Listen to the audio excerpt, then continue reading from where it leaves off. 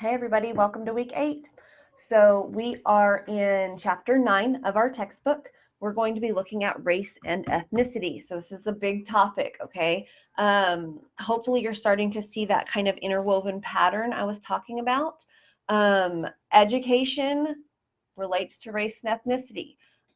Family problems relate to race and ethnicity. If you've noticed, pretty much any social problem that we've covered has a race and ethnicity component, just like it's going to have a gender component. All right, these type of social factors, these elements of social identity, they matter. All right, so just like your socioeconomic status, which is class, is a social problem on its own because of poverty, it also relates to race, it relates to ethnicity, and it relates to every other social problem, healthcare, crime, so forth and so on, okay? And so you're going to look specifically at the issues surrounding race and ethnicity. I've given you some videos. These first two are really important to understanding what race and ethnicity is when you're looking at it through a social lens. They are two completely separate things, okay? Yes, they can relate, but they can also clash. And so a lot of times society likes to look at these and use them interchangeably as if they're the same thing.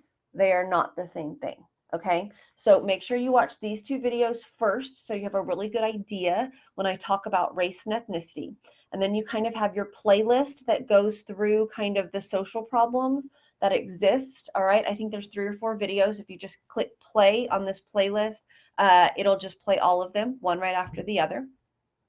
You have your link to actually read, review, highlight the chapter, okay, look at the terms, whatever you have to do to get familiar with the chapter on race and ethnicity as well as immigration, okay, because that social problem is going to go ahead and fall into this chapter as well. And you have your PowerPoint, which is embedded, so if you just click on it, it will open right there. I highly recommend that y'all look at the PowerPoints. I know they're kind of lengthy. I never take anything out of them. I would not use this PowerPoint in class, but for you guys to read and look through, I think it's important. And so really look through this, especially if reading the textbook word for word doesn't work for you. This is going to help you a lot, especially with your assignments. It'll help you understand your mind tap a little bit better, and it will help you on your quiz. It will also help you with your social problem exercise, okay? So you can kind of understand what I'm looking for there. So your mind tap, okay, is another simulation. So you're going to click here. It won't look like that for you. It'll go right to your sin gauge, okay, as it normally would. It's another simulation, all right, and this simulation is going to make you choose variables that could potentially influence immigration in the United States as well as affect your political career.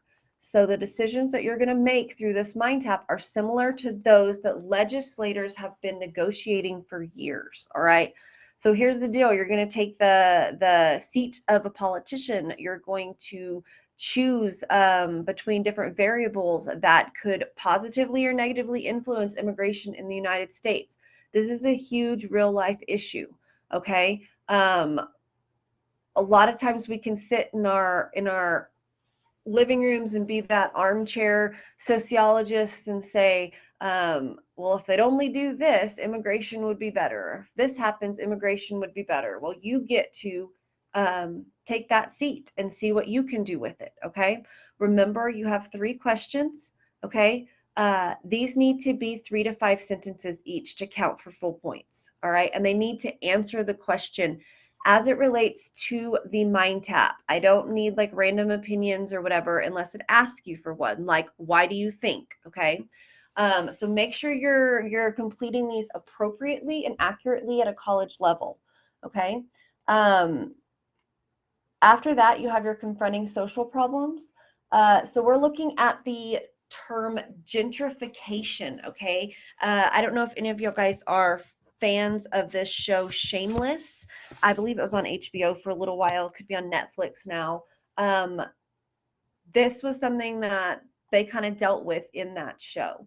So you can click into the assignment. What you're going to do is first get an idea for gentrification. This is defined as the process that occurs when wealthier people buy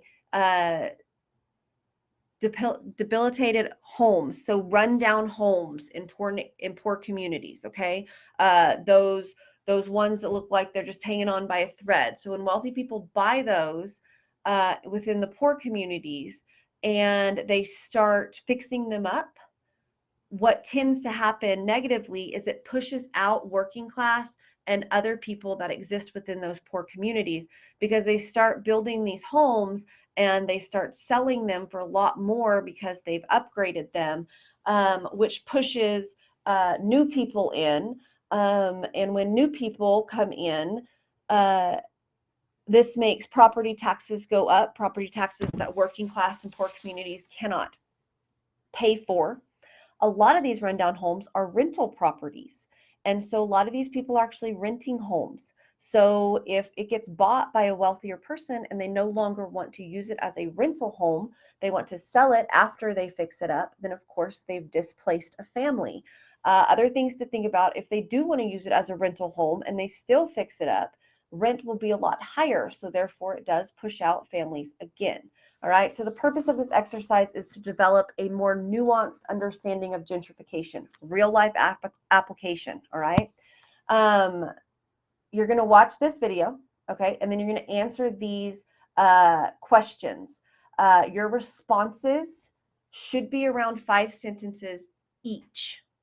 Okay, so I want full-on responses to these questions. I don't want one sentence answers. I'm asking for full-on 5 sentences each when you respond to these 4 questions.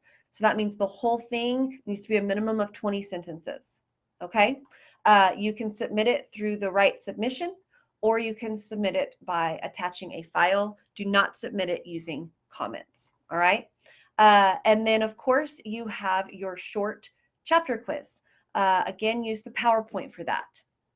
The other thing that you have to do this week that's a little bit different, you are going to email me the topic for your written research paper. Okay, this is going to go out. I think it already went out in your last weekly check-in email, but if it hasn't, I have attached a list here of social problems for you. Okay. You're going to look at these social issues and you're going to pick one issue that you're passionate about or that interests you. Okay. Once you pick that issue, you're going to use Blackboard email to send me your chosen topic. This topic will be the focus of your written research paper that is due at the end of the semester. So to complete this, all you have to do, all right, is click here, look through these different social issues, and there's a bunch of them. All right. I've kind of listed them by topic, so maybe that'll help you narrow down.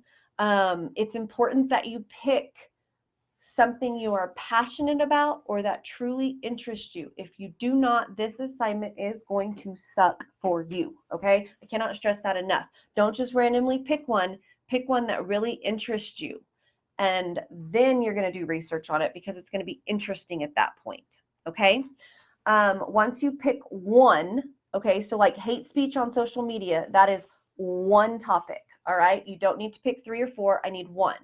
That's going to be the focus of your research paper. You're going to go up here, okay, you see where it says Blackboard email. You're going to click there, okay.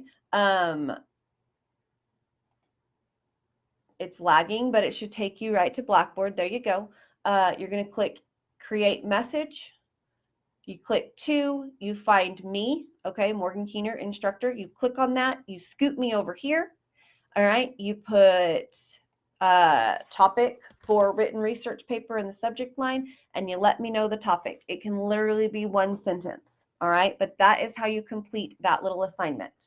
Okay, so recap really quickly. We're doing chapter 9, race and ethnicity. These 2 videos are going to tell you exactly what those 2 concepts are, sociologically speaking. Then you have your little playlist to kind of help you visualize social problems.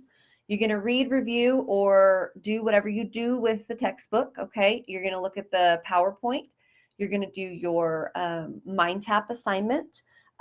your Confronting Social Problems exercise, your chapter quiz, and then you're going to email me your topic for that written research paper that's going to be due late in April. Okay? If y'all guys have any questions, let me know. After this week, we have spring break, so you have nothing due on spring break, and we'll come back the next week to finish out the last half of this semester. All right? Y'all guys stay awesome. Bye.